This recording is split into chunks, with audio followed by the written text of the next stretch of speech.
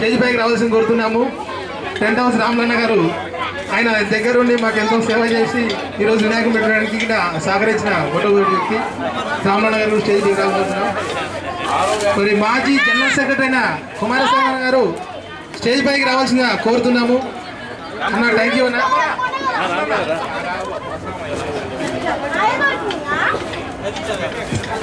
మరి మాజీ general secretary టైంలోనే ట్రెజరర్గా ఉన్న సుబ్బారాయుడు గారిని సన్మానించడం జరిగింది.